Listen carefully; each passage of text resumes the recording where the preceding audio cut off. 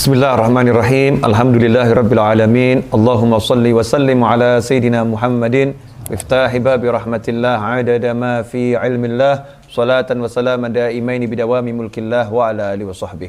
Allahumma shalli ala sayidina Muhammadin salatan taftahu biha lana futuhal arifin wa tufaqihuna biha fid din wa ala alihi wa sahbihi. Assalamualaikum warahmatullahi wabarakatuh.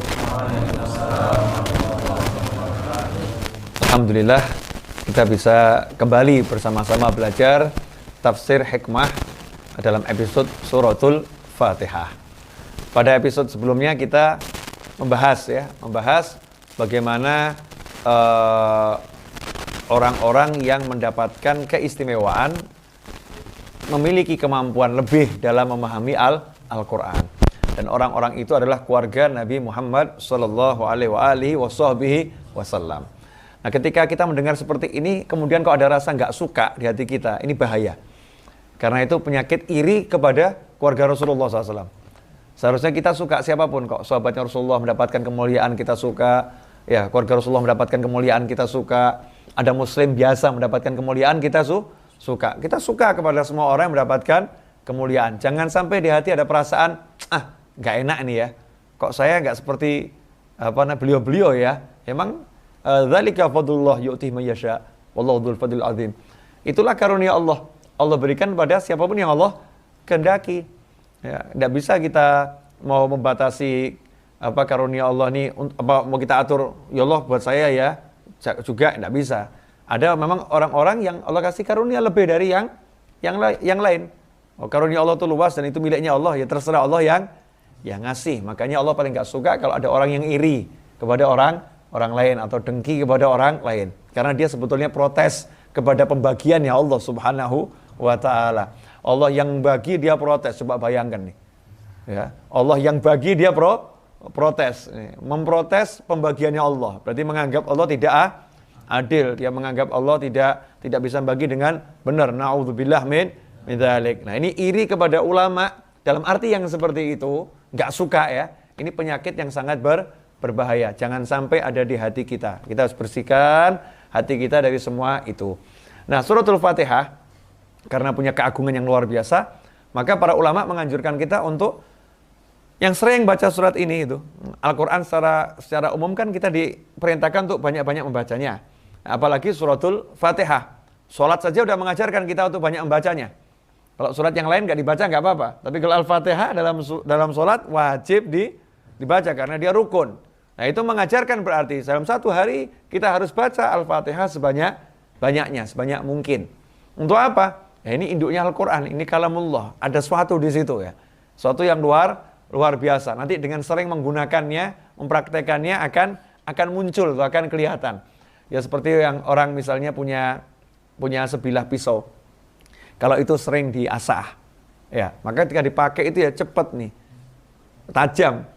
Tapi kalau pisaunya cuma ditaruh nih ya, tidak pernah diasah, kena hujan, karatan ya. Ini buat motong lombok aja nggak bisa nih. Kalau orang Jawa bilang ketul ya. Kalau bahasa kita tumpul ya. Karena nggak dipakai.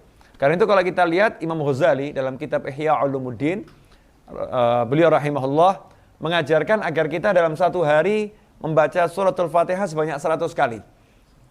100 kali. Ini wirid yang diajarkan oleh Imam Ghazali. Satu hari baca suratul Fatihah sebanyak 100 kali. Tapi ada caranya, nggak langsung duduk baca 100. Ya, pingsan kita. Atau waktunya habis nih ya. Karena Imam Ghazali kalau mengajarkan tuh biasanya yang begini yang sifatnya untuk umum. Jadi pengusaha bisa pakai, supir angkot juga bisa pakai. Ya, atau mungkin supir ini yang ngojek, entah pakai Grab atau pakai Gojek atau pakai yang lain ya bisa bisa pakai. Siapapun orangnya, guru juga bisa pakai. Ini wirid yang syamil, kamil, dan sifatnya am.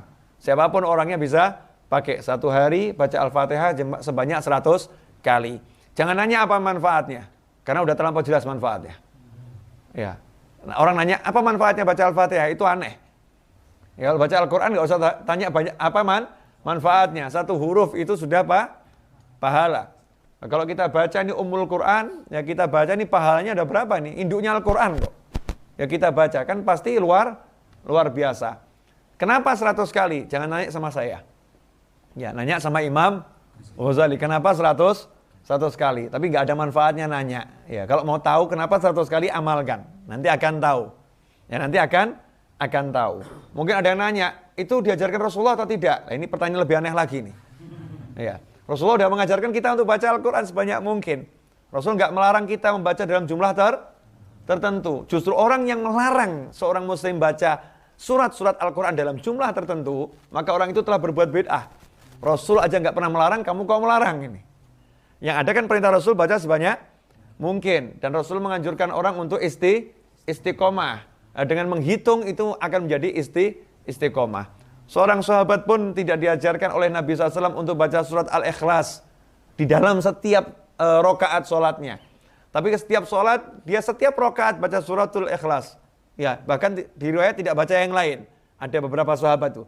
Yang satu setiap baca surat apapun diakhiri dengan surat Al-Ikhlas. Rasul pun mengatakan, cintamu pada surat Al-Ikhlas menyebabkan engkau masuk ke dalam surga. Nah, Imam Ghazali mengajarkan kita baca 100 kali surat Al-Fatihah. Ya, kita coba amalkan. Caranya gitu kan, dibagi menjadi 5 tahap. Tahap pertama yaitu setelah sholat subuh. Ya, mungkin kita setelah subuh wirid dzikir, duduk, ya seruput kopi sebentar gitu kan, duduk, diam, baca Al-Fatihah sebanyak 30 kali. Ya, 30 kali. Kemudian nanti habis zuhur, ya kurangi 5. Jadi 25. Habis asar, kurangi 5 lagi, jadi berapa? 20. Habis maghrib, kurangi 5 lagi, jadi berapa? 15. Habis isya, kurangi 5 lagi berapa? Jadi 10. Jadi kalau di total jumlahnya 100, 30, 25, 20, 15, 10. Jumlahnya total 100. Dan ini indahnya ajaran Imam Ghazali. Pagi-pagi kasih yang berat dulu, 30 pagi. Ya kan? Masih banyak energik. Begitu habis isya ini ngantuk-ngantuknya 10. Ya. Udah ringan ini, 10. Ini kalau kita amalkan nanti kita akan lihat keajaiban. Jadi nggak usah tanya apa manfaatnya, ya buktikan sendiri. Jadi kalau orang iklan itu terlampau sering bawa ngasih manfaat ya, itu mungkin kita ini kurang yakin dengan produknya. Tapi udah yakin dengan produknya, ya silahkan Bapak beli, Bapak minum, rasakan sendiri ya. Kalau nggak suka nggak usah beli lagi. Ini keren. Ya. Jadi banyak amalan Islam itu kan tidak dijelaskan manfaatnya kan? Ya, tidak semuanya dijelaskan. Pahalanya iya, tapi manfaatnya nggak dijelaskan, tidak semuanya. Ada yang dijelaskan sedikit untuk menambah semangat, ya, untuk nambah semangat. Maka kita jangan terbiasa manfaatnya apa ya, seakan-akan kalau nggak tahu manfaatnya tidak mengamalkan. Kita amalkan ini lillahi ta'ala. Amalkan ini karena Allah subhanahu wa ta'ala. Manfaatnya apa? Ini kalamullah, berarti saya duduk bersama Allah, saya sedang zikir sama Allah, diampuni dosa saya oleh Allah, dan tentu nanti akan dapat manfaat yang luar biasa. Bonusnya kita akan buktikan sendiri. Ya misalnya mau diniatin, saya tiap hari baca Al-Fatihah 100 kali, selain mengamalkan amal Imam Ghazali, saya pengen bisa beli rumah 20 rumah. Loh iya, tidak apa-apa toh ya, itu juga sedikit, cuma 20. Ya kalau bisa 100 atau 1000 rumah, diniatin tawasul dengan suratul Fatihah. Bisa, karena tawasul dengan amal soleh dianjurkan di dalam Islam. Amal soleh ini manfaatkan, jangan cuma amal soleh, tawasuli. Ya, hajat-hajatmu dengan amal solehmu. Semoga ini diberkati Allah Ta'ala. Insya Allah kita dapat rahmat, dapat semangat, dapat taufik, bisa mengamalkan apa yang kita sampaikan dan kita dengar. Dan semoga ini bisa disampaikan kepada orang lain. Jadi barokah untuk semuanya. Wassalamualaikum warahmatullahi wabarakatuh.